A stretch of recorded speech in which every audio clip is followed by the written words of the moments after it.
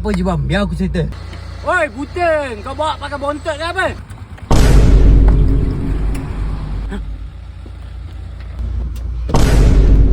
Aku tak dengar.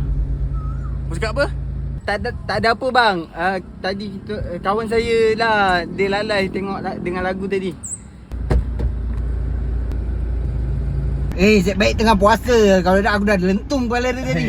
Aku fikir dia botak kalau tak aku dah jalan dah dia. Serius aku cakap. Kereta kau ni satu hal pula je bang, tak ada dashcam. Aku memang nak pasang dashcam, tapi aku tak tahu lah tempat mana yang bagus. Kau tak tahu dashcam apa yang bagus? Jom lah aku bawa kau satu kedai ni. Dashcam yang kita orang pasang ni dari brand Omni 4K. Dashcam ni punya power, dia boleh rotate 360 darjah setiap kasih kamera belakang sekali. Footage dia tak payah cakap lah. Kau kalau zoom nombor plate orang pun, kualiti dia tak pecah. And semua recording ni kita boleh tengok balik dekat apps dia mengikut masa and tarikh yang kau nak. Lagi satu yang menarik, kalau kau sebut take picture, dia akan terus ambil gambar. Kalau kau sebut capture inside, dashcam ni akan record vlog dalam kereta. Lepas tu paling gempak, dia ada motion detection. Kiranya kalau kau parking kereta, dia akan follow siapa yang lalu lalang dekat kereta kau. Pasal keselamatan ni memang tak boleh bawa main lah. Tu sebab dashcam ni penting gila. So aku pasang dashcam ni dekat kedai Dasher. Dia ada 7 cawangan.